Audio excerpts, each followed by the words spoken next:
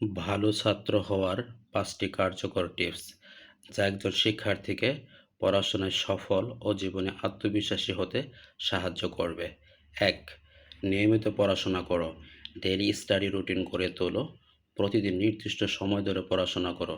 পরীক্ষার আগ মুহূর্তে সব মুখস্থ না করে একটু একটু করে প্রস্তুতি নাও। প্রতিদিন অন্তত ২ থেকে ৩ ঘন্টা পড়াশোনায় মনোযোগ দাও। ২. শ্রেণীতে মনোযোগ দাও ও প্রশ্ন করো। ক্লাসে মনোযোগ দিয়ে শোনো এবং বুঝতে না পারলে সঙ্গে সঙ্গে প্রশ্ন করো। মনে রাখো, যারা প্রশ্ন করে তারাই সবচেয়ে বেশি শেখে। ৩. স্মার্ট নোট নাও ও নিয়মিত রিভিশন করো।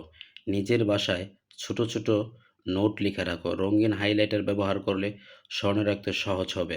সপ্তাহে একদিন পুরো বিষয় রিভিশন করো। ৪. মোবাইল ও সোশ্যাল মিডিয়াকে নিয়ন্ত্রণে রাখো।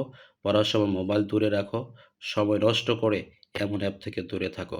ফোকাস থাকলে কম সময়ে বেশি শিখতে পারবে। ৫. ভালো বন্ধু বেছে নাও ও ইতিবাচক থাকো। এমন বন্ধু তৈরি করো যারা পড়াশোনায় সাহায্য করে, উৎসাহ দেয়, মনের মধ্যে আমি পারবো এই বিশ্বাস গড়ে তোলে।